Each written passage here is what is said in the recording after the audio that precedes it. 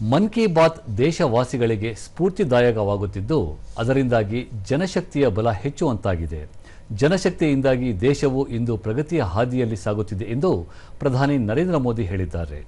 ಇಂದು ಅವರು ತಮ್ಮ ಮನ್ ಕಿ ಬಾತ್ನ 134ನೇ ಆವೃತ್ತಿಯಲ್ಲಿ ದೇಶವಾಸಿಗಳನ್ನುದ್ದೇಶಿಸಿ ಮಾತನಾಡಿದರು. ಈ ಕುರಿತು ಇಲ್ಲಿದೆ ಒಂದು ವಿಶೇಷ ವರದಿ.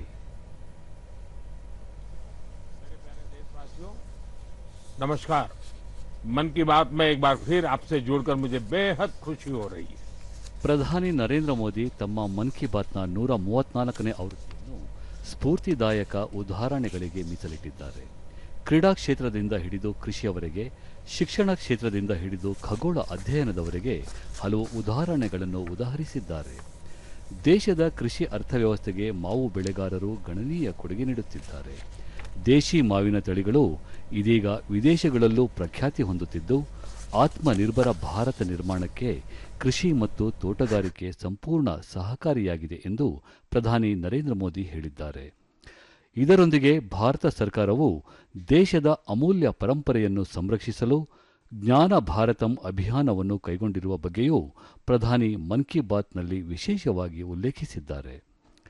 ಪ್ರಧಾನಿ ನರೇಂದ್ರ ಮೋದಿ ಇಂದು ತಮ್ಮ ಮನ್ ಕಿ ಬಾತ್ನ 134ನೇ ಸಂಚಿಕೆಯಲ್ಲಿ ದೇಶದ ಕ್ರೀಡಾಪಟುಗಳ ಸಾಧನೆಯ ಬಗ್ಗೆ ವಿಶೇಷವಾಗಿ ಉಲ್ಲೇಖಿಸಿದ್ದಾರೆ. ಜಾರ್ಖಂಡ್ನ ರಾಂಚಿಯಲ್ಲಿ ನಡೆದ ಹಿರಿಯರ ರಾಷ್ಟ್ರೀಯ ಅಥ್ಲೆಟಿಕ್ ಫೆಡರೇಷನ್ ಏರ್ಪಡಿಸಿದ್ದ ಕ್ರೀಡಾಕೂಟದ ಬಗ್ಗೆ ಪ್ರಧಾನಿ ಅವರು ಪ್ರಸ್ತಾಪಿಸಿದ್ದು, ಈ ಕ್ರೀಡಾಕೂಟದಲ್ಲಿ 800 ಕ್ರೀಡಾಪಟುಗಳು ಭಾಗವಹಿಸಿದ್ದು 4 ವಿಭಿನ್ನ ವಿಭಾಗಗಳಲ್ಲಿ ನೂತನ ರಾಷ್ಟ್ರೀಯ ದಾಖಲೆಗಳನ್ನು ನಿರ್ಮಿಸಲಾಗಿದೆ. ಗುರಿಂದರ್ ವೀರ್ ಸಿಂಗ್, ವಿಶಾಲ್ ಟೀಕೆ, ತೇಜಸ್ವಿನ್ ಶಂಕರ್, ದೇವ್ ಮೀನಾ ಮತ್ತು ಕುಲ್ದೀಪ್ ಕುಮಾರ್ ಅವರು ನೂತನ ರಾಷ್ಟ್ರೀಯ ದಾಖಲೆಗಳನ್ನು ಸ್ಥಾಪಿಸಿದ್ದಾರೆ. ಈ ಸಂದರ್ಭದಲ್ಲಿ 4 ಮಂದಿ ಕ್ರೀಡಾಪಟುಗಳೊಂದಿಗೆ ಪ್ರಧಾನಿ ದೂರವಾಣಿ ಸಂವಾದ ನಡೆಸಿದ್ದು ಅವರ ಸಾಧನೆಗಳ ಬಗ್ಗೆ ಆಸಕ್ತಿದಾಯಕ ವಿಷಯಗಳನ್ನು ಕೇಳಿ ತಿಳಿದುಕೊಂಡಿದ್ದಾರೆ. ಆ ಮೂಲಕ ದೇಶವಾಸಿಗಳಲ್ಲಿ ಸ್ಫೂರ್ತಿ ತುಂಬಲು ಪ್ರಧಾನಿ ಪ್ರಯತ್ನಿಸಿದ್ದಾರೆ. मेंस 100 मीटर रेस में नेशनल रिकॉर्ड 3 बार टूटा। जिन 2 एथलीट्स ने ये कमाल दिखाया है वे हैं गुरिंदर वीर सिंह और अनिमेश कुजूर. ಇದೇ ವೇಳೆ ದೇಶಾದ್ಯಂತ ಬಿಸಿಲಿನ ತಾಪಮಾನ ಹೆಚ್ಚುತ್ತಿದ್ದು ಹಲವೆಡೆ ಬಿಸಿಗಾಳಿ ಬೀಸಲಾರಂಭಿಸಿದೆ. ಈ ಸಂದರ್ಭದಲ್ಲಿ ದೇಶವಾಸಿಗಳು ತಮ್ಮ ಆರೋಗ್ಯ ಕಾಪಾಡಿಕೊಳ್ಳುವುದು ಅತ್ಯಗತ್ಯವಾಗಿದೆ. ಹಾಗಾಗಿಯೇ ದೇಹ ತಂಪು ಮಾಡಿಕೊಳ್ಳುವ ವಿಧಾನಗಳ ಬಗ್ಗೆ ಪ್ರಧಾನಿ ನರೇಂದ್ರ ಮೋದಿ ತಮ್ಮ ಮನ್ ಕಿ ಬಾತ್ನಲ್ಲಿ ಉಲ್ಲೇಖಿಸಿದ್ದಾರೆ. ಗ್ರಾಮೀಣ ಪ್ರದೇಶಗಳಲ್ಲಿ ಪಾಕ ಪದ್ಧತಿಯ ಮೂಲಕವೇ ತಾಪಮಾನ ಏರಿಕೆಯ ಪರಿಣಾಮವನ್ನು ತಗ್ಗಿಸುವ ವಿಧಾನವನ್ನು ದೇಶವಾಸಿಗಳು ಕಂಡುಕೊಂಡಿದ್ದಾರೆ. ಕುಡಿಯುವ ನೀರಿಗಾಗಿ ಮಣ್ಣಿನ ಮಡಿಕೆಗಳ ಬಳಕೆ ಆರಂಭವಾಗಿದೆ. ಮಡಿಕೆಗಳಲ್ಲೇ ಹಾಲು ಹೆಪ್ಪು ಹಾಕಿ ಮೊಸರು ಮಾಡಲಾಗುತ್ತಿದೆ. ಮಾವಿನ ಕಾಯಿಗಳನ್ನು ಕುದಿಸಿ ಪಾನೀಯಗಳನ್ನು ತಯಾರಿಸಲಾಗುತ್ತದೆ. ಉತ್ತರ ಭಾರತದಲ್ಲಿ ಆಮ್ ಪೆನ್ನಾ ಋತುಮಾನದ ಪಾನೀಯವಾಗಿದೆ. ಪಂಜಾಬ್ ಹರಿಯಾಣದ ಲಸ್ಸಿ, ರಾಜಸ್ಥಾನ ಗುಜರಾತ್ನ ಮಜ್ಜಿಗೆ, ಬಿಹಾರ್ ಜಾರ್ಖಂಡ್ ಉತ್ತರ ಪ್ರದೇಶ ಸತ್ತು ಶರ್ಬತ್, ಕೊಂಕಣ ಪ್ರದೇಶ ಮತ್ತು ಗೋವಾದಲ್ಲಿ ಕೋಕಂ ಶರ್ಬತ್ ಸೋಲ್ಕಡಿ, ದಕ್ಷಿಣ ಭಾರತದ ಪಾನಕಂ ನೀರು ಮಜ್ಜಿಗೆ ಸಾಂಬಾರು, ಒಡಿಶಾದ ಬೇಲ್ ಪನಾ ಬೆಳವಲಕಾಯಿ ಪಾನಕ ಎಲ್ಲವೂ ಸಹ ಋತುಮಾನದ ಪಾನೀಯಗಳೆನಿಸಿವೆ. ಇವುಗಳು ಭಾರತದ ವೈವಿಧ್ಯಮಯ ಸಾಂಸ್ಕೃತಿಕ ಸಂಪ್ರದಾಯಗಳ ಅವಿಭಾಜ್ಯ ಅಂಗವಾಗಿದ್ದು ಏಕ ಭಾರತ್ ಶ್ರೇಷ್ಠ ಭಾರತ್ ಚೈತನ್ಯದ ಕುರುಹಾಗಿವೆ. ಇವೆಲ್ಲವೂ ಅಡುಗೆ ಮನೆಗಳು ಮತ್ತು ಹೊಲ ಗದ್ದೆಗಳಿಂದಲೇ ಹುಟ್ಟಿಕೊಂಡಿರುವಂಥವುಗಳು. ಅವುಗಳಿಗೆ ವಾಣಿಜ್ಯ ಬ್ರ್ಯಾಂಡಿಂಗ್ನ ಬೆಂಬಲವಿಲ್ಲದಿದ್ದರೂ ತಲೆಮಾರುಗಳ ಅನುಭವ ಮಿಳಿತವಾಗಿದೆ ಎಂದು ಪ್ರಧಾನಿ ಹೇಳಿದರು.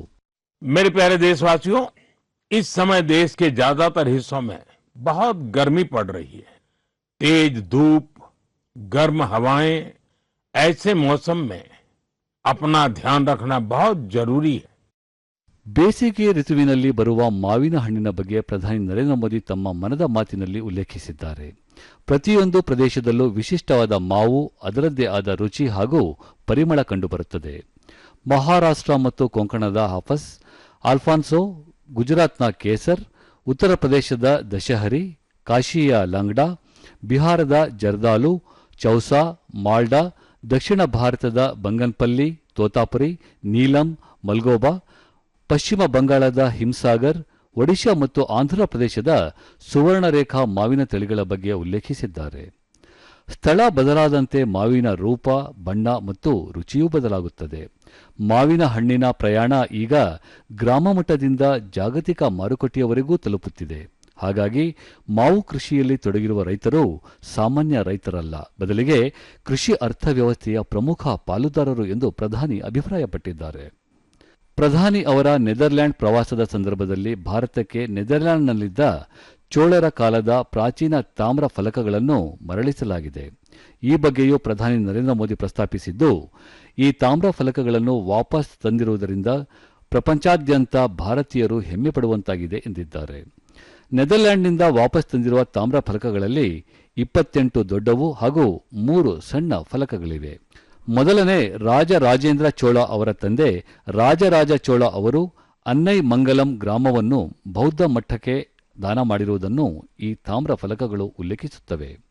ಈ ಫಲಕಗಳು ಚೋಳ ರಾಜವಂಶದ ಸಾಧನೆಯನ್ನು ವಿವರಿಸುತ್ತವೆ. ಚೋಳ ಸಾಮ್ರಾಜ್ಯದ ಶ್ರೀಮಂತ ಇತಿಹಾಸ ಮತ್ತು ಸಂಸ್ಕೃತಿಯ ಬಗ್ಗೆ ಭಾರತೀಯರೆಲ್ಲರಿಗೂ ಹೆಮ್ಮೆ ಇದೆ. ಇದಕ್ಕಾಗಿಯೇ ಕೇಂದ್ರ ಸರ್ಕಾರ ಭಾರತದ ಅಮೂಲ್ಯ ಪರಂಪರೆಯನ್ನು ಸಂರಕ್ಷಿಸಲು ಜ್ಞಾನ ಭಾರತಂ ಅಭಿಯಾನ ಕೈಗೊಂಡಿದೆ. ಈ ಅಭಿಯಾನದಡಿ ಈಗಾಗಲೇ ಛತ್ತೀಸ್ಗಢದ ಮಲಾರ್ನಲ್ಲೂ ಅಪರೂಪದ 6 ಮತ್ತು 7ನೇ ಶತಮಾನದ ತಾಮ್ರ ಫಲಕಗಳನ್ನು ಪತ್ತೆ ಹಚ್ಚಿ ಸಂರಕ್ಷಿಸಲಾಗಿದೆ ಎಂದು ಪ್ರಧಾನಿ ಹೇಳಿದ್ದಾರೆ. ಖಗೋಳ ವಿಜ್ಞಾನದ ಮಹತ್ವದ ಬಗ್ಗೆ ಪ್ರಧಾನಿ ಮನ್ ಕಿ ಬಾತ್ನಲ್ಲಿ ಪ್ರಸ್ತಾಪಿಸಿದ್ದು, ಅದಕ್ಕೆ ಪೂರಕವಾಗಿ ಬೆಂಗಳೂರಿನ ಆಸ್ಟ್ರಾನಾಮಿಕಲ್ ಸೊಸೈಟಿಯ ಬಗ್ಗೆ ವಿಶೇಷವಾಗಿ ಪ್ರಸ್ತಾಪಿಸಿದ್ದಾರೆ. ಗ್ರಾಮೀಣ ಭಾಗಗಳಲ್ಲಿ ಖಗೋಳಶಾಸ್ತ್ರವನ್ನು ಜನಪ್ರಿಯಗೊಳಿಸಲು ಈ ಸಂಸ್ಥೆ ಸತತ ಪ್ರಯತ್ನ ನಡೆಸುತ್ತಿದೆ. ಖಗೋಳ ಮಂಡಲ್ ಹೆಸರಿನ ತಂಡವು 30 ಗಂಟೆಗಳ ಅವಧಿಯ ವಿಶೇಷವಾದ ತರಬೇತಿ ಕಾರ್ಯಕ್ರಮವನ್ನು ಸಹ ಹಮ್ಮಿಕೊಂಡಿದೆ. ಇದಲ್ಲದೆ ಆಸ್ಟ್ರೋ ಕೇರಳ ಸಂಸ್ಥೆಯು ಕೋಟ್ನ ಬಿಗ್ ಬ್ಯಾಂಗ್ ಆಸ್ಟ್ರಾನಮಿ ಕ್ಲಬ್ ನಡೆಸುತ್ತಿರುವ ಚಟುವಟಿಕೆಗಳು, ಜ್ಯೋತಿರ್ವಿದ್ಯಾ ಪರಿಸಂಸ್ಥೆಯ ಕಾರ್ಯಕ್ರಮಗಳ ಬಗ್ಗೆಯೂ ಪ್ರಧಾನಿ ತಮ್ಮ ಮನದಾಳದ ಮಾತಿನಲ್ಲಿ ಪ್ರಸ್ತಾಪಿಸಿದ್ದು, ಹವ್ಯಾಸಕ್ಕಾಗಿ ಸಮಯ ಮೀಸಲಿಡುವುದು ಹಾಗೂ ಯಾವುದಾದರೊಂದು ಹೊಸತನ್ನು ಕಲಿಯುವುದು ಅತ್ಯಗತ್ಯ. ಹಾಗಾಗಿ ಯುವ ಪೀಳಿಗೆಯು ಖಗೋಳಶಾಸ್ತ್ರದ ಕ್ಲಬ್ಗಳಿಗೆ ಸದಸ್ಯರಾಗಬೇಕು ಹಾಗೂ ತಾರಾಲಯಗಳಿಗೆ ಭೇಟಿ ನೀಡಬೇಕು ಎಂದು ಪ್ರಧಾನಿ ಸಲಹೆ ನೀಡಿದ್ದಾರೆ. ಇತ್ತೀಚೆಗೆ ಉತ್ತರ ಪ್ರದೇಶದಲ್ಲಿ ಗಾಯಗೊಂಡಿದ್ದ ಗಂಗಾ ಡಾಲ್ಫಿನ್ ರಕ್ಷಣಾ ಕಾರ್ಯವೊಂದರ ಬಗ್ಗೆ ಪ್ರಧಾನಿ ನರೇಂದ್ರ ಮೋದಿ ತಮ್ಮ ಮನದ ಮಾತಿನಲ್ಲಿ ಪ್ರಸ್ತಾಪಿಸಿದ್ದಾರೆ. ತೀವ್ರವಾಗಿ ಗಾಯಗೊಂಡಿದ್ದ ಗಂಗಾ ಡಾಲ್ಫಿನ್ ಕಾಲುವೆಯೊಂದರಲ್ಲಿ ಸಿಲುಕಿಕೊಂಡಿತ್ತು. ಸುದ್ದಿ ತಿಳಿದ ಕೂಡಲೇ ನಮಾಮಿ ಗಂಗಾ ಯೋಜನೆಯಡಿ ಕೇಂದ್ರ ಸರ್ಕಾರವು ಪ್ರಾರಂಭಿಸಿರುವ ಸಂಚಾರಿ ತುರ್ತು ಚಿಕಿತ್ಸಾ ಘಟಕದೊಂದಿಗೆ ಸ್ಥಳಕ್ಕೆ ಧಾವಿಸಿ ಆ ಡಾಲ್ಫಿನ್ ಅನ್ನು ಸಂರಕ್ಷಿಸಲಾಯಿತು. ಗಂಗಾ ಡಾಲ್ಫಿನ್ನ ಈ ರಕ್ಷಣಾ ಕಾರ್ಯಾಚರಣೆ ಕೇವಲ ಒಂದು ಮೀನಿನ ಜಾತಿಯ ರಕ್ಷಣೆಯಾಗಿರದೆ ಗಂಗೆಯಲ್ಲಿರುವ ಜೀವ ವೈವಿಧ್ಯವನ್ನು ಉಳಿಸಿದಂತಾಯಿತು. ಭವಿಷ್ಯದ ಪೀಳಿಗೆಗಾಗಿ ನದಿಯ ಸಂಪೂರ್ಣ ವ್ಯವಸ್ಥೆಯ ಉಳಿವು ಹಾಗೂ ಪ್ರಕೃತಿಯ ಅಮೂಲ್ಯ ಪರಂಪರೆಯನ್ನು ಕಾಪಾಡುವುದು ಅತ್ಯಗತ್ಯ ಎಂದು ಹೇಳಿದ್ದಾರೆ. ತಮಿಳುನಾಡಿನ ನಾಗರ್ಕೋಯಿಲ್ನ ಶಿಕ್ಷಕಿ ಗಿರಿಜಾ ಅಮ್ಮ ಅವರ ಸಾಧನೆಯ ಬಗ್ಗೆ ಪ್ರಧಾನಿ ತಮ್ಮ ಮನ್ ಕಿ ಬಾತ್ನಲ್ಲಿ ಉಲ್ಲೇಖಿಸಿದ್ದಾರೆ. ಗಿರಿಜಾ ಅಮ್ಮ ತಮಿಳುನಾಡಿನಲ್ಲಿ 15 ಶಾಲೆಗಳನ್ನು ನಡೆಸುತ್ತಿದ್ದಾರೆ. ಅವುಗಳಲ್ಲಿ ಚೆನ್ನೈನ ಜಯಗೋಪಾಲ್ ಗರೋಡಿಯಾ ಹಿಂದೂ ವಿದ್ಯಾಲಯ ಅತ್ಯಂತ ಮುಖ್ಯವಾಗಿದೆ. ಈ ಶಾಲೆಯಲ್ಲಿ ಗಿರಿಜಾ ಅಮ್ಮ ತಮ್ಮ ವಿದ್ಯಾರ್ಥಿಗಳಿಗೆ ದೇಶದ ವೀರ ಸೈನಿಕರಿಗಾಗಿ ಪ್ರತಿದಿನವೂ 1 ರೂಪಾಯಿ ಕೊಡುಗೆ ನೀಡಬೇಕೆಂದು ಕರೆ ನೀಡಿದರು. ಹಾಗಾಗಿ ವರ್ಷದಲ್ಲಿ ಪ್ರತಿ ವಿದ್ಯಾರ್ಥಿಯಿಂದ 365 ರೂಪಾಯಿಗಳಂತೆ ಸುಮಾರು 40 ಲಕ್ಷ ರೂಪಾಯಿ ಸಂಗ್ರಹವಾಗಿದೆ. ಈ ಸಂಪೂರ್ಣ ಹಣವನ್ನು ಗಿರಿಜಾ ಅಮ್ಮ ಪ್ರಧಾನಿ ಪರಿಹಾರ ನಿಧಿಗೆ ಸಮರ್ಪಿಸಿದ್ದಾರೆ. ಗಿರಿಜಾ ಅಮ್ಮನವರ ಈ ದೇಶ ಸೇವಾ ಕಾರ್ಯಕ್ಕೆ ಮನ್ ಕಿ ಬಾತ್ ಸ್ಫೂರ್ತಿಯಾಗಿದೆ ಎಂದು ತಿಳಿದು ಬಂದಿದೆ. गिरिजा अम्मा जी ने इस पूरी राशि का चेक मुझे सौंपा. उनसे बातचीत के दौरान मैंने महसूस किया कि मां भारती के प्रति उनका समर्पण कितना गहरा है. पिछले वर्ष ही चेन्नई के पहले हिंदू विद्यालय ने अपने 50 वर्ष पूरे किए हैं. देश की शिक्षा और सांस्कृतिक गौरव को आगे बढ़ाने में स्कूल नेटवर्क की भूमिका बहुत प्रशंसनीय है.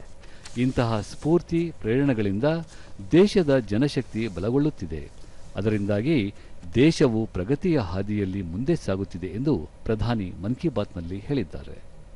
अगले महीने मन की बात में कुछ और प्रेरक गाथाओं के साथ मैं फिर आपसे जुड़ूंगा.